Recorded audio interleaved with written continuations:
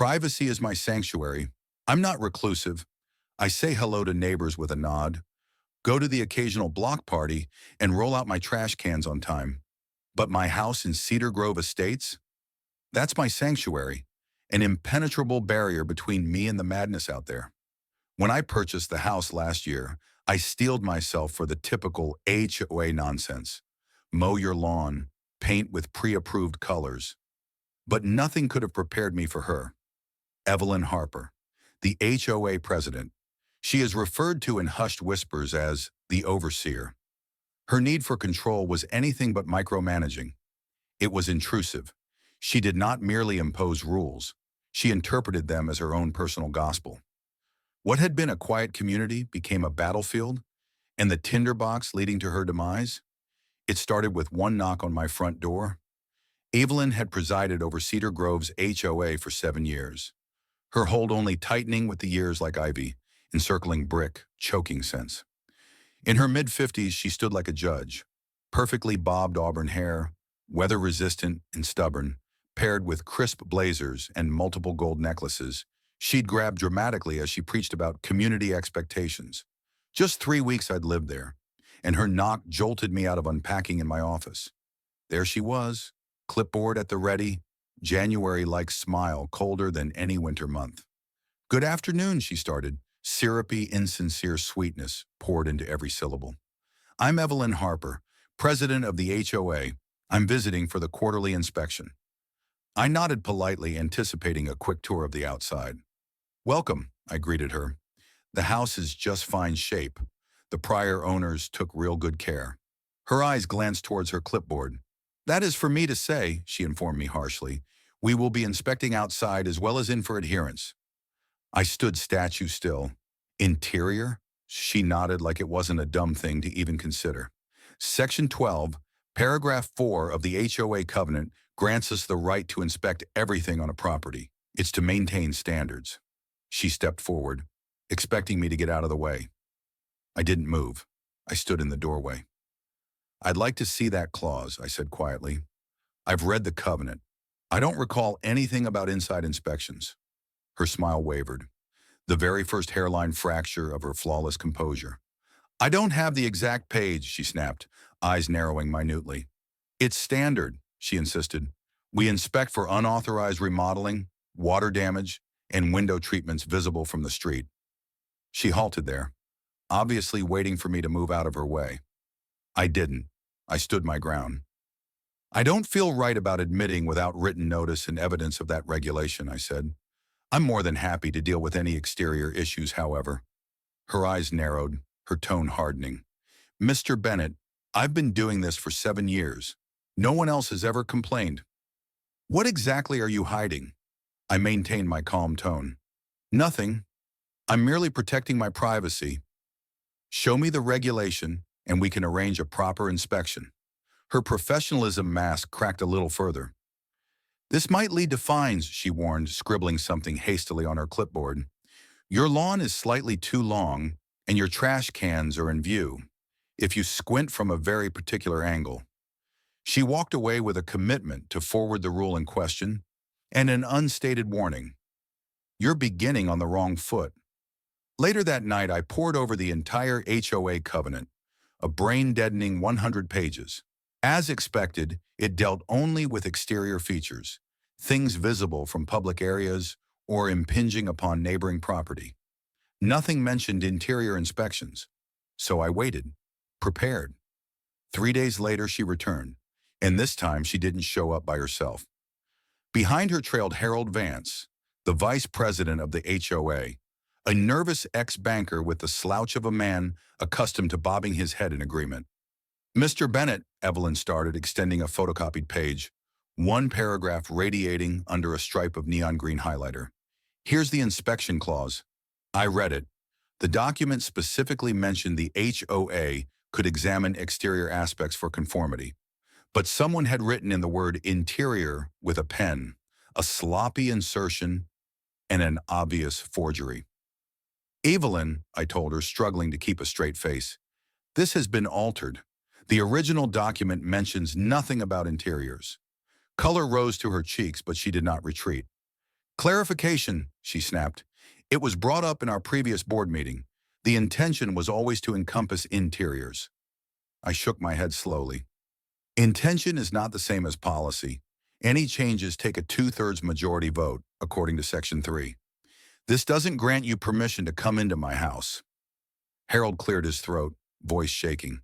Son, Evelyn's done a great job keeping property values high. A little cooperation goes a long way. I looked him in the eye. I'm all for cooperation, with rules that actually exist. But not forge, I said flatly. Evelyn's eyes flared. The board will be reviewing your non-compliance at our upcoming meeting, she snapped. Expect an official notice. Sure enough, a week later, an envelope appeared in my mailbox. It charged me with denying a mandatory inspection and threatened $50 per day fines until I complied. What they didn't know? I had already consulted with an attorney friend who validated what I'd assumed. The HOA had no legal basis for entering the interior of my house, without express covenant wording or obvious exterior damage warranting it. I wrote a letter to each board member, referencing the HOA covenant, referencing state property law, and resolutely denying the spook fines. Poof! The threats vanished, but not Evelyn's anger. That was followed by a cycle of small revenge. Too much birdseed in my feeder. Unauthorized wildflowers planted and authorized years ago.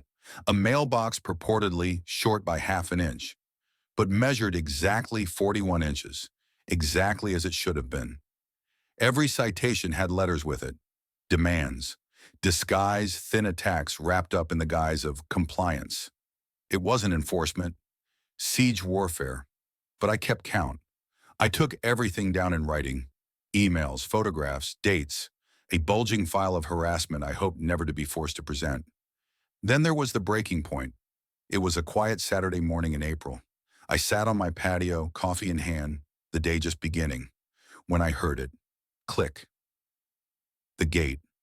I stood as Evelyn and Harold strode into my backyard, clipboards in hand like they were invading a crime scene. What are you doing? I demanded, setting my mug down. Evelyn's smile was poison. Quarterly inspection. We've received complaints of unauthorized landscaping. My tone remained cool. Section 8 necessitates 72 hours of written notice for any exterior inspection, and locked gates are private property. You can't come in without permission. Harold shuffled nervously. We sent an email last week, he mumbled, eyes flicking aside. I didn't flinch.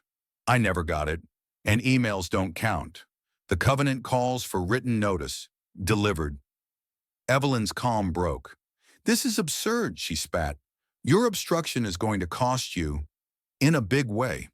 I stepped forward. You're trespassing. Leave now, or I'll call the police. She didn't blink. Go ahead, she sneered. I'd love to explain to them how you're subverting community regulations. My tone was firm. Last warning. Leave. She folded her arms. Do it. I reached for my phone and started dialing. I dialed the non-emergency number, reporting 2 trespassers calmly.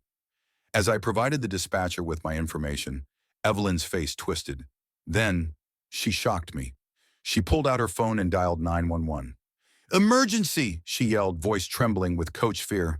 I'm being threatened. I'm being restrained against my will by a hostile resident. She said I was mean to her, told her I was stopping her from leaving. Harold stepped back, mouth agape.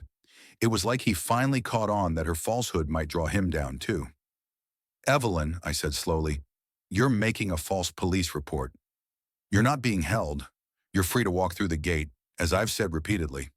She gave me a twisted smirk. We'll see who they believe, the HOA president or the neighborhood troublemaker. Minutes later, the sound of screeching tires and flashing blue lights lit up my quiet backyard. 2 cruisers pulled up fast. 4 officers emerged, hands near their holsters, eyes scanning for a threat. In charge was Sergeant Torres, his face already worn. What's the story here? He demanded. Evelyn burst into action, tears streaming, her voice shaking as she told her story. She'd arrived to perform her duties and I, the threatening homeowner, had gotten violent, ensnaring her in my backyard. I sat. I said nothing. I simply observed. Torres eventually turned to me. Your side, I calmly recounted. They'd come onto my private property uninvited. I requested that they depart. They declined. And then Evelyn made a false emergency call, reporting threats that never occurred. The gate is open, I added, gesturing toward it. No one's held captive. No threats were made. Torres glanced at Harold. The man cracked like brittle ice. We entered without clear permission, he confessed. We thought HOA regulations might permit it. There weren't any threats. Evelyn just overreacted. Evelyn turned on him. Harold, inform them he blocked us. You witnessed. But Harold refused to support her. The officers shared subtle looks. Then Torres stood directly before Evelyn. So let me get this straight. You entered someone's private residence without permission, disregarded the owner's insistence that you leave, and then you called 911 for a non-emergency? Evelyn stuttered. The HOA covenant authorizes us. Torres grabbed the photocopied paper from her and blinked at the page. The term interior leapt out, handwritten and underscored. This appears changed, he said flatly. She did not respond. I have the original, I told him, drawing out the actual covenant from a file. I handed it to him. No interior access mentioned, and exterior inspections? 72 hours written notice required. Torres read both versions side by side deliberately. Then he looked up, his eyes cold and unyielding. This, he said to Evelyn, is going to be a problem. A civil dispute, Torres said, but filing a false 911 report and misusing emergency services? Those are criminal matters. Evelyn's face went pale. I felt threatened, she muttered weakly. Torres shook his head. No evidence of threats. No one was confined. You've tied up emergency responders for nothing. He told both of them to go, threatening that if they stayed, they might be charged with trespassing. Then he addressed his co-worker. Ms. Harper, take notes. The DA will look for possible false reporting charges. Evelyn held on to her clipboard as if it would protect her. Harold was already halfway to the gate, not glancing back. I added placidly, the whole board will get a copy of the police report. Included is your trespass, your faked-up covenant page, and this bogus 911 call. With Torres' supervision, the two of them slouched out onto the sidewalk in silence. The sergeant stayed back to take my official statement. HOA disputes occur, he told me, but 911 calls about landscaping inspections? That's novel. Ever considered serving on the board? I laughed. Maybe. As the cruisers drove away, neighbors peeked over blinds and through porch screens with interest. The word was spreading. Across the street, Evelyn alone, humiliated, vulnerable, her authority fraying with each whisper. 3 days passed before a letter came. This one had no signature from Evelyn. She'd been suspended by the HOA awaiting a formal investigation of abuse of authority, misrepresentation, and improper enforcement. The board apologized for what had happened and asked me and the other residents to come to an open meeting on transparency and policy reform. I grinned at the irony. Evelyn had wanted to come into my house, but in overreaching, she opened the door to her own destruction. Cedar Grove was finally waking up, and the era of the neighborhood overseer was over. Have you had to deal with an HOA tyrant? Share your story below, because sometimes taking a stand is the fire that brings down an empire.